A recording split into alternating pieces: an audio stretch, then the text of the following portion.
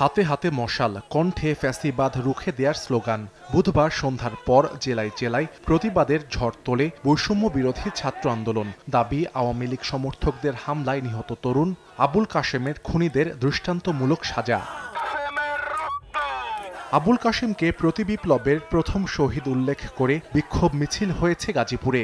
ছাত্রলীগের মতো আওয়ামী লীগকেও নিষিদ্ধের দাবি জানানো হয় এ সময়। প্রধান কর্মসূচি হচ্ছে যে কারণে আমাদের শাহাদাত বরণ করলো আমাদের ভাই কাশেম, এই আওয়ামী ফ্যাসিজমের সকল নেতৃবৃন্দকে গ্রেফতার করতে হবে। দ্রুত সময়ের মধ্যে এদেরকে দৃষ্টান্তমূলক শাস্তি নিশ্চিত করতে হবে এবং আওয়ামী লীগকে নিষিদ্ধ করতে হবে ছাত্রলীগকে যেভাবে নিষিদ্ধ করেছে।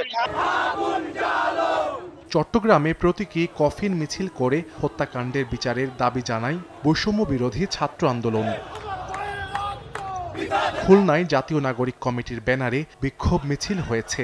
শিববাড়ি মোড় থেকে বের হওয়া মিছিল বিভিন্ন সড়ক প্রদক্ষিণ করে একই স্থানে গিয়ে শেষ হয়।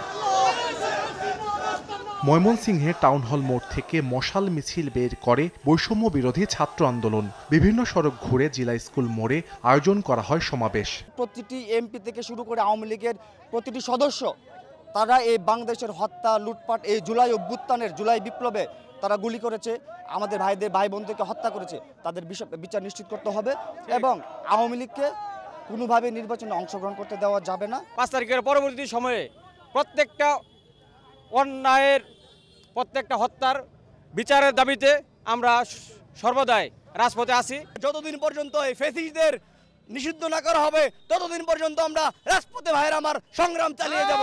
ষড়যন্ত্র করবে যারা জুলাই আগস্টের সহযোদ্ধাদের উপর হামলা আক্রমণ চালাবে, তাদের বিরুদ্ধে আমরা আমাদের লড়াই সংগ্রাম অব্যাহত রাখব।